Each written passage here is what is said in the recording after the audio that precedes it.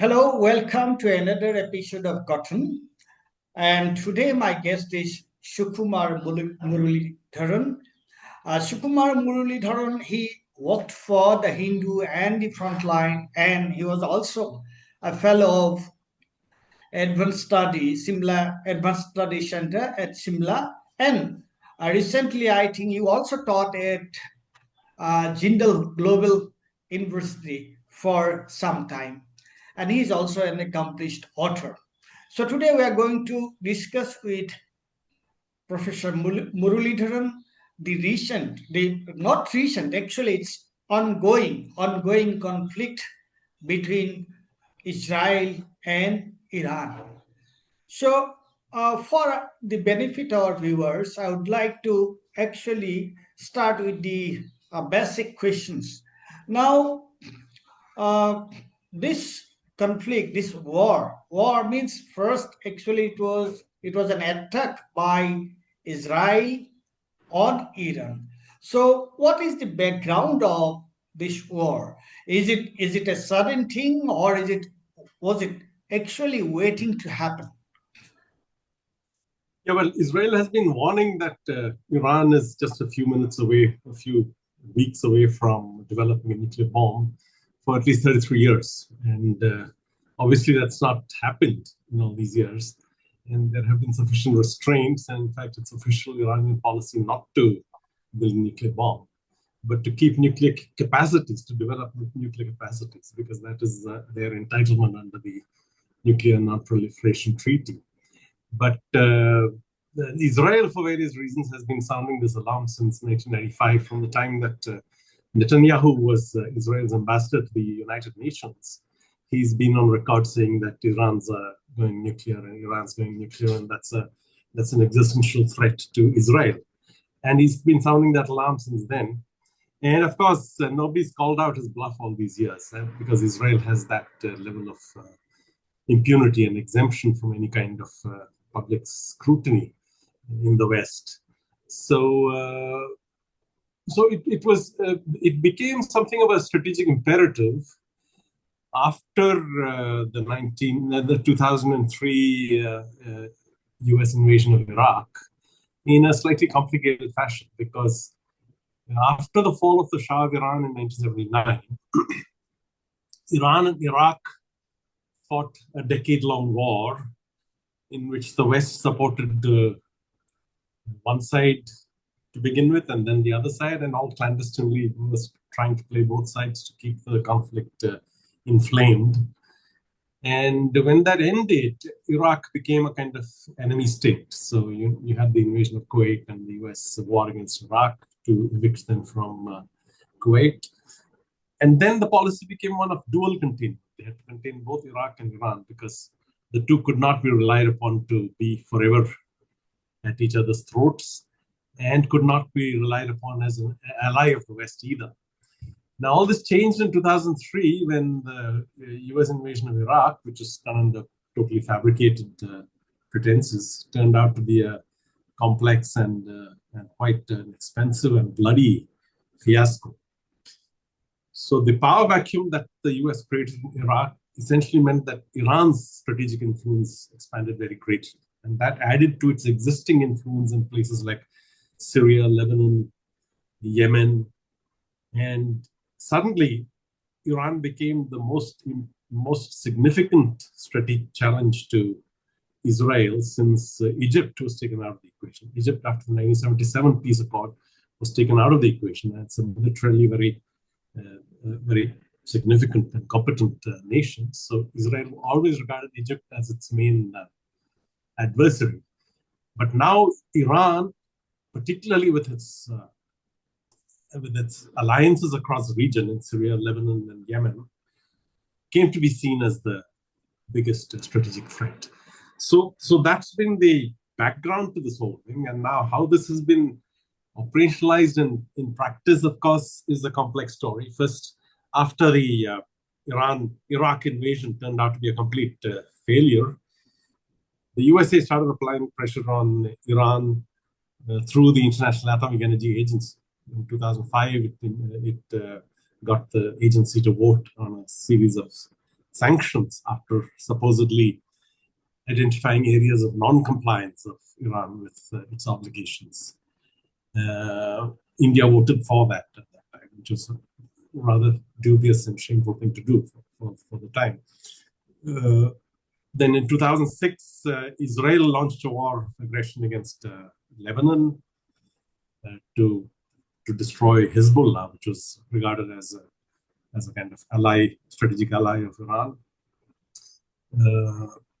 In 2006, again, Syria was forced to withdraw from Lebanon. It had been playing an essential stabilizing role in Lebanon ever since the civil war of the 1970s, but it was forced to withdraw from Lebanon. And 2011, of course, you had so-called Arab Spring, which destabilized a number of Arab regimes, but ultimately the serious impact was felt only in the Arab states that were not aligned with the West, like Libya, Syria, Yemen, right? So Egypt, although the Arab Spring, the pro-democracy movement had a minor, momentary kind of success, the military regime was soon reinstalled with the patronage of the West.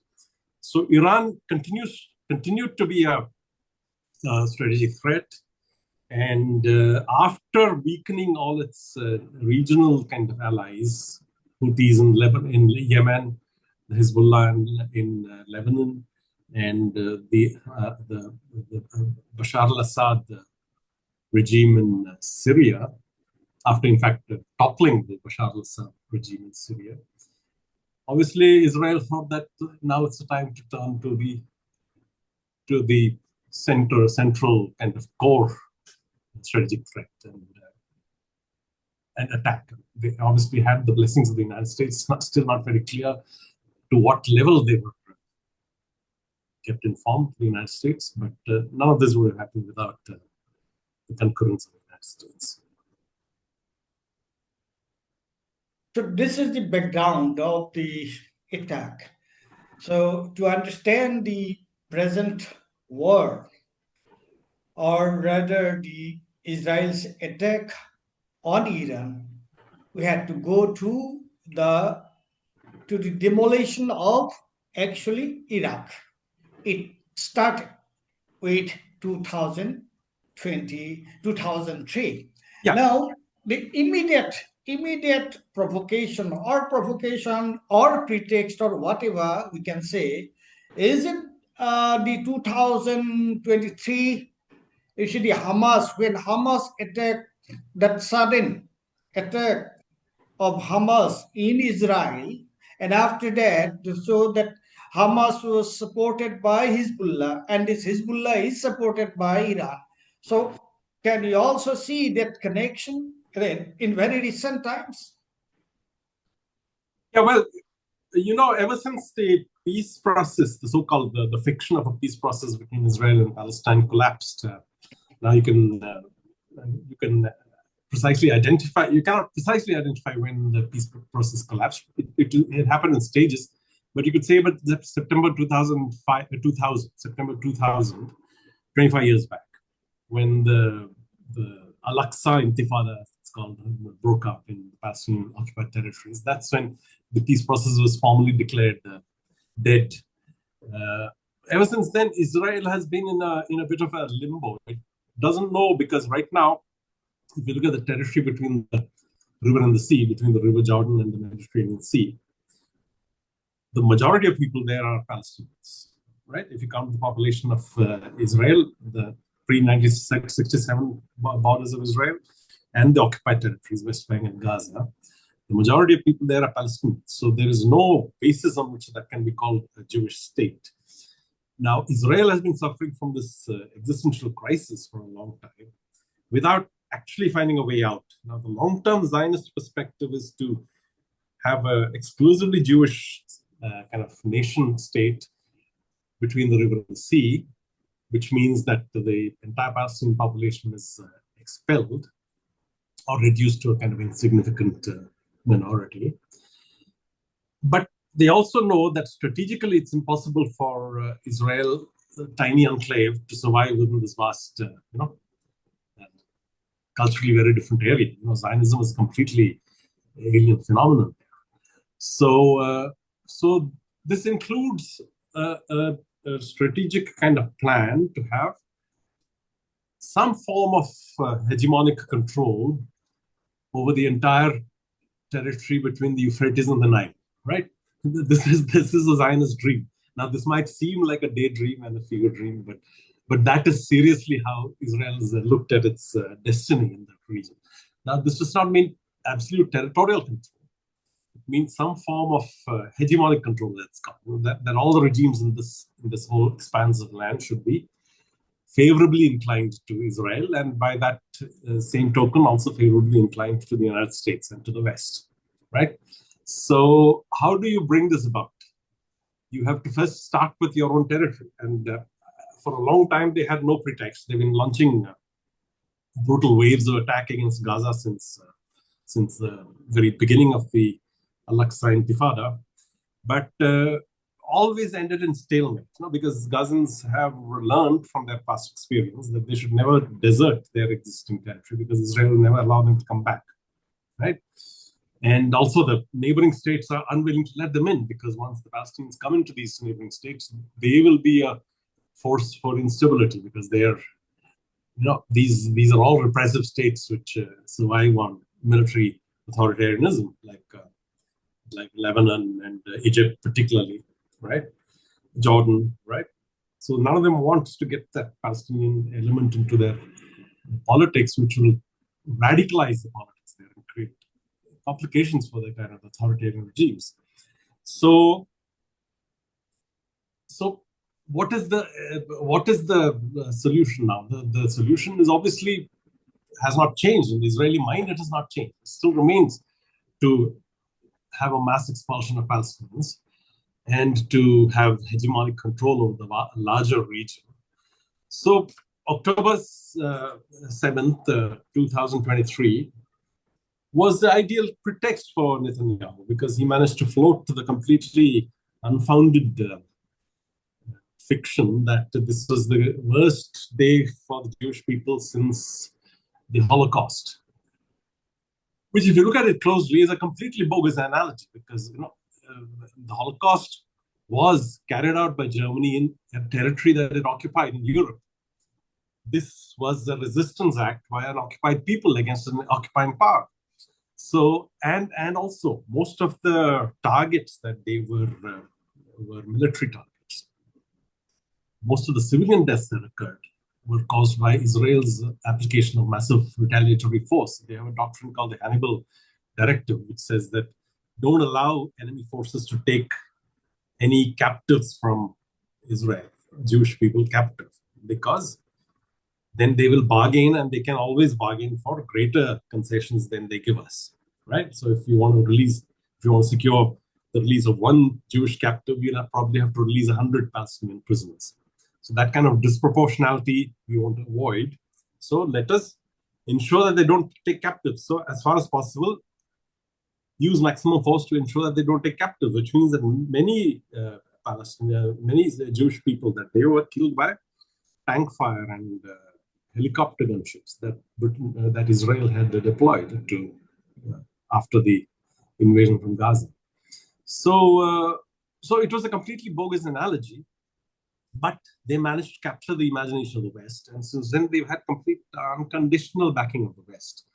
If you look at the record of Israeli actions there, every agency of any consequence globally, the various agencies of the United Nations, the independent non-governmental organizations like Amnesty International, Human Rights Watch, they've all concluded that war crimes plenty have been committed in Israel.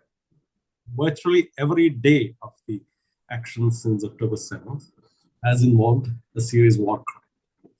The International Criminal Court has issued a warrant for the arrest of Netanyahu and his defense minister at that time, who's now out of office, because even he was regarded as too moderate for Netanyahu. He's brought in a much more loyal flunky in as defense minister now. So every day is involved a war crime, and And now I think, the West has just decided that it's all or nothing. Either allow Israel to implement its full strategic kind of plan for the region, or nothing. If we pull back at this time, you're going to leave several unanswered questions, which will which will come back to haunt us in the future. So let's allow them to complete the job, which means get that entire larger territory under some form of hegemonic control. It is a fever dream of some sort, because the spirit of resistance is never killed.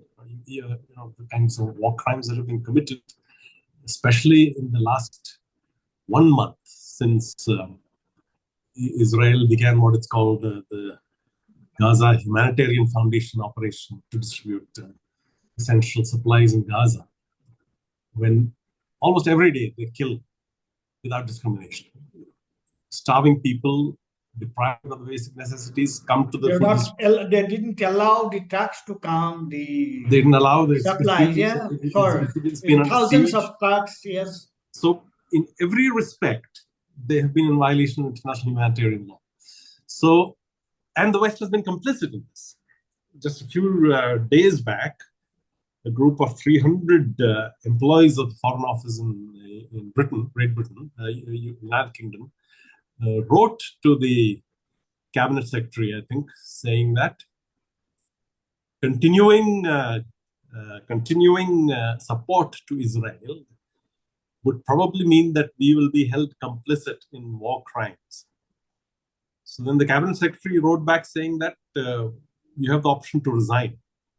You have the option to resign because our job is to implement the policy decided on by the government of the day, fully and enthusiastically, right? So if Israel is committing genocide, it's our duty to support it enthusiastically. That's what effectively the Cabinet Secretary was telling those civil servants. So naked. It's so naked. It's actually absurd. Now, again, these people, they are saying this facade of this is the pretense of the regime saints. You have actually explained quite a bit of it, but still, if we have to speak on this thing, because you have been saying that it is the hegemony of the Israel. So, but then what is this pretense? What are they saying when they are saying they want to change the regime? Yeah, well, I think how do you effect a regime change? There's the kind of military doctrine which Western colonialism is often operated under, which is that if you apply military force through aerial bombardment and here I have another question. So how do you actually justify it, and what is your locus standi to change the regime in another country? Yeah. So, two questions. So there is a Western conception, a military doctrine dating back to the colonial days, which still survives. It's supposedly in a post-colonial era, but it still survives, which is that you apply maximum military force through aerial bombardment or whatever other means, without putting your own people at risk. You don't want to commit troops on the ground, which could put them at risk of being killed. We can effect regime change, right? So they tried that in Iraq from 1991 when they forced Iraq to withdraw from Kuwait, right up to 2003 through sanctions and through regular kind of regular air attacks and so on. It didn't work. So finally they had to go directly with their own troops. In 2003, they effected regime change, but at tremendous cost to themselves. Now, Israel right now is confining itself to bombing all the control and command centers of the Iranian state, including the security and intelligence agencies. They tried to reduce all those establishments to rubble. But the point is, how much of this is is maintained through not in terms of identifiable structures and hardware, but in terms of software, so to speak, through handheld devices and through laptops and so on. So there is a need to even finish off institutional ability, institutional capacity, intellectual abilities, right? Which is why they're targeting the nuclear scientists, the military command, the top. They're killing them one after another. Yeah, they managed to kill, I think, 8 nuclear scientists and the top 2 tiers of the military and the security establishment, the commanding generals. So, so this is,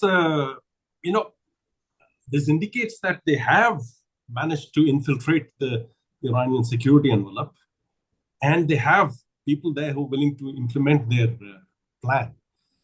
Who these are, not yet clear.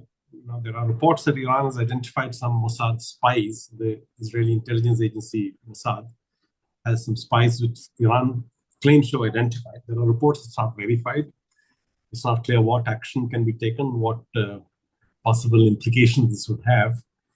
But, that is implementing one part of the doctrine. The other part of the doctrine is to find somebody who will take over the reins and carry forward the will of Israel. They've identified Raza Shah Pahlavi, who is the son of the deposed Shah of Iran, who fled the country in 1979. So he's not set foot inside the country for these 46 years. And he's been living in California. I'm not sure he even speaks the Persian language, but he has come forward enthusiastically to present himself as a candidate for taking the reins in Iran.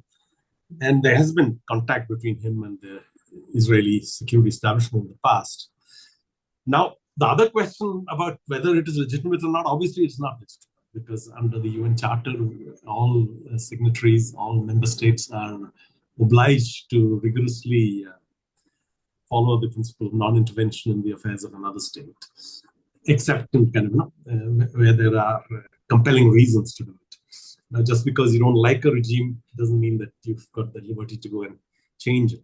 But then, seriously, when has Israel ever been bound by international law or its essential principles? Right from the day of its creation, it has been in violation of all norms of international. So, and this just continues that story. And of course, and then you have the support of the USA, which also breaches international law with absolute impunity whenever it wants. In fact, the invasion of Iraq, by all international canons, in 2003, was held to be illegitimate. And there was no vote in the Security Council. The UN Secretary General at that time, Mr. Kofi Annan, said also that from that perspective, the war was illegal. And of course, he promptly invited the wrath of the United States. And he was, of course, he had already served he was already into a second term, so there was no question of him getting a third term. But that's how the game is played internationally. It's a completely lawless domain where power speaks. So that essentially is the story there. Now you have actually made several references to the US in the whole thing. But if we have to discuss the role of US exclusively in this thing, so what is your call on it? Well, the role of the US has been central. It's been none of whatever has happened since October 7th, 2023 would really take place without the active patronage of the United States. The entire Holocaust and the genocide in Gaza bears the Made in USA delivered by Israel stamp. Every one of those one-ton bombs that Israel has dropped on Gaza to destroy every hospital, every mosque, every university, and reduce, I think, 80 or 90% of the housing stock in Gaza to rubble. Every one of them bears the Made in USA stamp. So USA has been all but a direct player in this. They make threat now under Biden. When Joe Biden was president, they make a threat that they will withhold the arms supplies, and within days they rescind the ban. They resume full supplies. In fact, enhanced supplies. And in terms of Iran, again, USA has been a key player because without the biggest setback in that region that USA has ever received was the overthrow of the Shah of Iran in 1979 by the Islamic Revolution. No, it was not an Islamic revolution to begin with, it was a kind of popular uprising, but then the Islamists established control. They destroyed the other participants in the revolution. That's another story, because there was a very strong popular movement and Communist Party involvement and so on, the overthrow of the Shah. But once the Shah fled the country, the Islamists managed to assume full control of the revolutionary process. But that's been the biggest setback that USA has received in that region. Now, US attitude to Iran has been consistently hostile. And, it showed through the Iran-Iraq war, when they supported Iraq and then clandestinely supported Iran, so there would be a continuing military stalemate between them. They could not admit to having supported Iran in any way. In the 1990s, there was a minor effort at reconciliation when USA promised to declassify the files from 1953 when they had toppled Iran's first popularly elected government. CIA, British and American intelligence collaborated to topple a popularly elected government in Iran and install the Shah of Iran on the throne. So they promised to declassify that, then they kind of pulled back.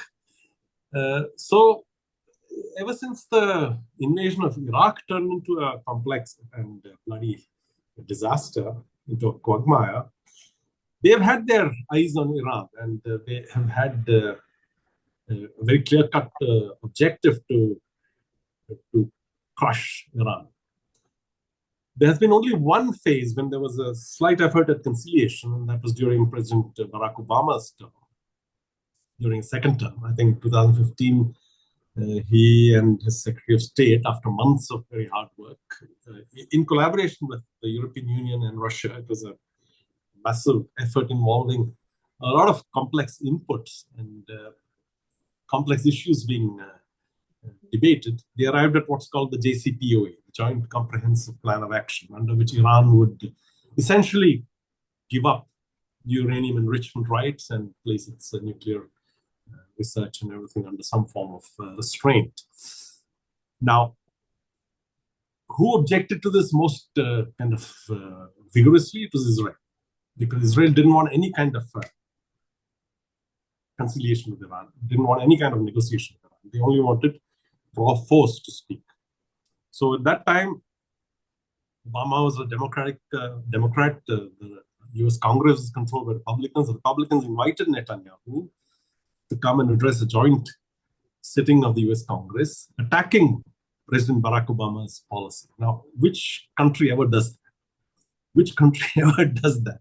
The elected president is being attacked on the floor of the legislature by a foreign leader.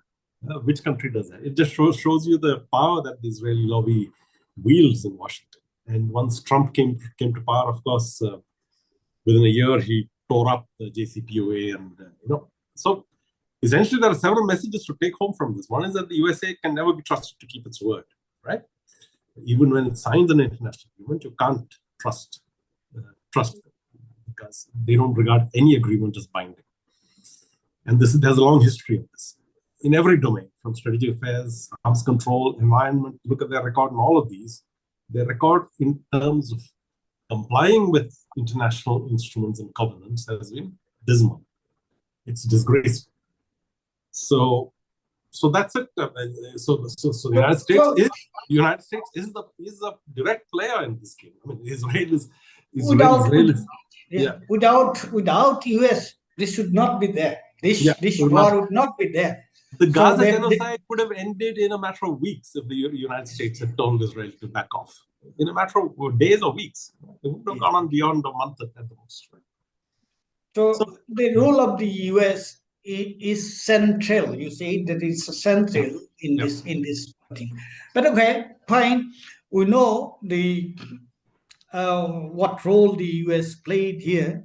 But what about the other giant, international power, the China and Russia?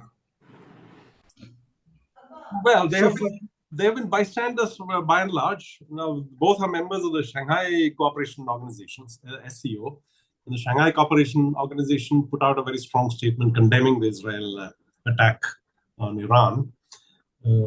India is also a member of that, and India dissociated itself from that statement, saying that we don't condemn anything. India has been playing a very dubious role here.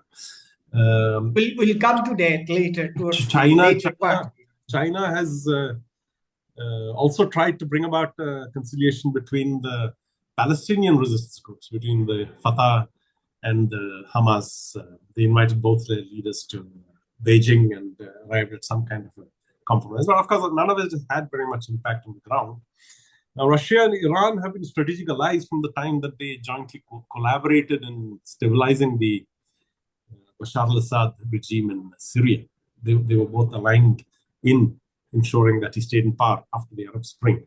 But now that the regime is gone, it's not very clear how far that strategic alliance will continue. Although now it's been formally committed to paper, they actually have an agreement on a strategic alliance, which was signed earlier this year. So Russia yesterday has issued a very strong statement warning the US not to get involved.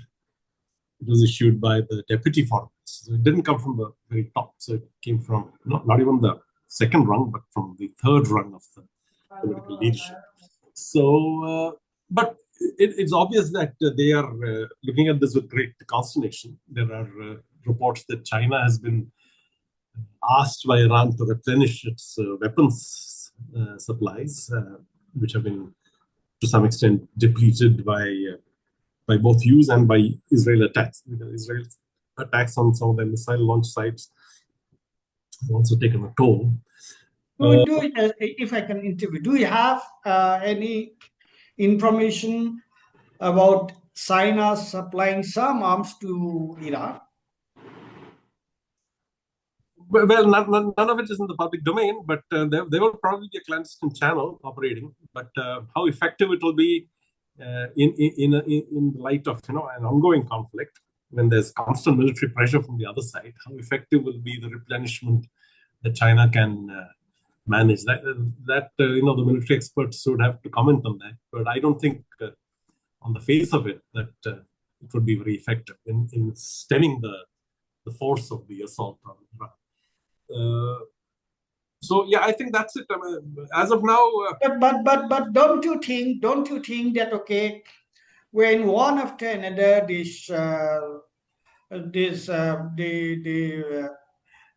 US is destroying these countries, any force against them they're destroying, and is it not a threat to China person?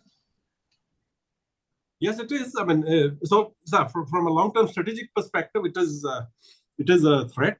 But China has got several tools in its armory. It's not just military force that it's using. It's got economic power. It's got manufacturing clout. It's got the power of the large dollar reserves that it has. Whatever, several $1 trillion of reserves. So it's got all these weapons in its armory. It's not just armed force. It's not just military means that China would be looking at. And once this military crisis subsides, they will bring those other tools and weapons into play. I think that day is not far, because USA itself is tottering, and internal concord is being destroyed. So far, there was always a bipartisan concord between two sides when it came to foreign policy. Now they're completely at odds with each other. And in terms of freedom to express dissent domestically and all that, there are lots of internal schisms emerging in the United States. And not to mention economic schisms. The inequality, the kind of huge national debt, and so on is a burden that the USA is showing no sign of wanting to reckon with. So these will emerge over the long term. They won't emerge in the context of the immediate conflict. Now you have to come to specifically how is it going to affect geopolitically, how is it going to affect the Middle East politics, the entire Middle East, and what is its implication. Of course, we discussed this role, the China and Russia. So, what is its implications globally? This attack, I call it an attack of Israel on Iran. So, how is it going to affect the entire Middle East and also its global implications in a very simple way? Yeah, well, the immediate implication would be that the Zionist dream would be fulfilled, at least provisionally, temporarily, that they would have some form of hegemonic control over the territory from Euphrates to the Nile, because whatever opposition exists has been crushed or would be silent. They wouldn't dare to express themselves, right? So that has been fulfilled. Now, how reliable are the partners that the Israel-USA axis has in that region? Now, the main partners, of course, are the oil emirates, the sheikdoms, Saudi Arabia, Qatar, United Arab Emirates, Bahrain, Kuwait. Right? These are the main allies of the Israel-US axis in that region. How stable are these? They have plenty oil wealth in plenty, but can this be forever used to buy internal political stability and also to kind of create a more stable and peaceful neighborhood? It's clear that this really would be that this really can be taken for granted. Everybody believes that money can buy you peace and stability and calm, but that doesn't always work out that way. No. Okay, I have another two questions. Before I go to those two questions, you see, now the kind of devastation this Israel has caused and supported by the US, there are two things. One is, of course, the ruling dispensations in different parts, different countries in the Middle East. That's one. And the other thing is, they're people. They're masses. So how do we see it? One is of course the dispensation ruling thing, whoever is in power. But how the people in the Arabic world, how are they witnessing it? How are they seeing it? How are they going to respond to it? Well, obviously, everybody is deeply disturbed by what's going on in Gaza and in occupied Palestine, but do they have the means to speak up and to make their voices heard? It's not very clear. All these regimes are very tough authoritarian regimes, and they clamp down on dissent. The one brief time of popular uprisings that you had in the Arab world during the Arab Spring of 2011 and onwards ended in chaos and the complete rupture of existing that was very superficial kind of state structures. Finally, wherever US-Israeli hegemony and control was threatened, they managed to reassert control by the old regimes. And wherever there was dissent from the states, those states were essentially liquidated, like in Syria, Libya, and Yemen to some extent. Right? So obviously the masses won't be thinking very, very, very kind of cordially about this thing. They would have serious reservations. But how far they can express themselves is still not very clear. Frankly, in the light of the recent experience, I find it impossible to make any predictions on that score. But what can be said with some certainty is that Gaza has now become unlivable. 2 million people there will have no recourse. They have no way of sustaining life there. Even before this Israeli onslaught, it was very difficult to sustain life there. Now Israel has destroyed all the housing stock in that territory, all the hospitals, all the healthcare, all the public infrastructure, all the colleges and schools. It's destroyed more than half of the farmland. You can't cultivate crops there. Unexploded ordnance will now leach into the soil and the groundwater, and it will turn toxic for decades to come. Gaza has become unlivable. So what is going to happen with the people of Gaza is what we should really be looking at. They are resilient people. They're not going to leave that territory. They'll live in tent cities forever if needed. But some form of external sustenance has to be there for an indefinite future. Otherwise, they will just perish. That is the most daunting humanitarian challenge that we face today. This is a very sad, and it's very, very, actually, it's very, very pathetic, and it's very, what should I say? It's very heartening. And another thing I just want to know before we end the interview, we have another question. Now, we have seen the devastation, but do you think that this devastation is just one-sided? In what sense? You mean? That means in Israel, what is Israel and Iran? So we have seen. Well, Israel did suffer some damage on the second day of the conflict. On the third day, I think, second and third days, Iran responded with massive missile. Today, this morning also, I saw some pictures. Yeah, but the evidence seems to be that their missile launching capability has been degraded to some extent, and they're not able to launch them in as great a number as they would want to, and that even when they do launch, they are being intercepted. So the numbers that are making impact in Israel are limited. So how far Iran can sustain the missile and aerial conflict is still not very clear. What is going to be the challenge now is when the Israeli plan is implemented on the ground, when the regime change objective is implemented on the ground. That could result in a period of extreme chaos and probably bloodshed within Iran. If at all it takes off. That again is nobody can say for sure. Nobody can say for sure whether it's going to take off, because Iranian regime is not a weak regime. It's got strong and deep roots all over the country. So regional instability arising from that could spill over into Iraq, for instance, and from Iraq into Syria and Lebanon.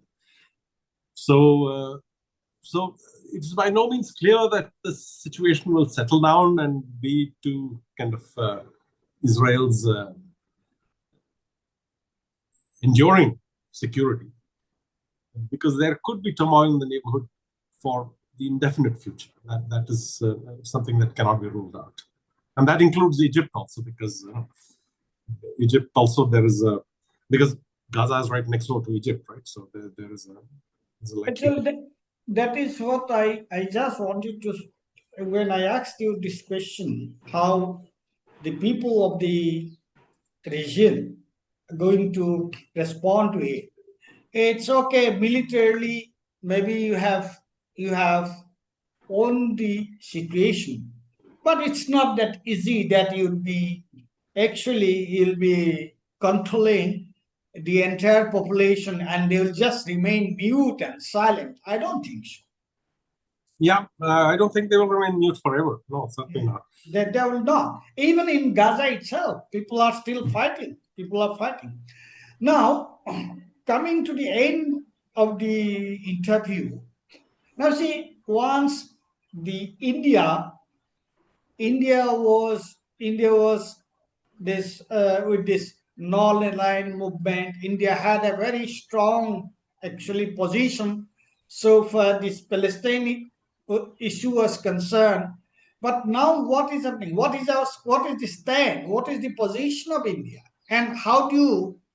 Well, what is your call and how do you see it? What is your actually view on it? Well, India's, I think, voluntarily opted out of making a difference on the international stage. It just wants to look after its own interests in a very, very narrow fashion. And India's got this deepening strategic relationship with Israel since at least last 20 years. We are one of their biggest customers for the Israel arms industry. We also supply essential equipment that goes into their arms industry. Mr. Adani has got a drone, or he's at least got a plan to set up a drone manufacturing assembly in India. At least some parts of the drone which would be of Israeli design, and some parts would be shipped to Israel for their assemblies. In fact, during this conflict in Gaza, one ship was intercepted in the high seas and found to be carrying weapons parts for Israel from India. And in the context of the attack on Iran, which has been completely reckless and a threat to world peace and a criminal act because it causes hazards for civilian population in terms of potential radiation leakages and so on. Even in terms of taking a stand on that, India has been very, very weak. We've just spoken to both. We don't have even taken a stand. Nah, we have clear stand. We have withdrawn from a statement issued by the Shanghai Cooperation Organization, which condemned the Israeli attack.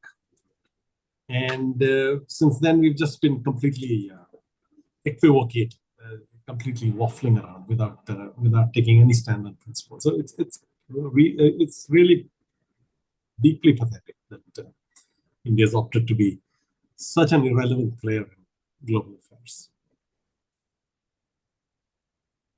Now, coming to the final thing. So, thank you very much for sharing your thoughts on this Israel-Iran conflict and for sparing time, your valuable time to be with our viewers. So thank you very much for your time, and maybe sometime again we'll meet and we'll discuss such issues. Thank you very much. Thank you. Okay.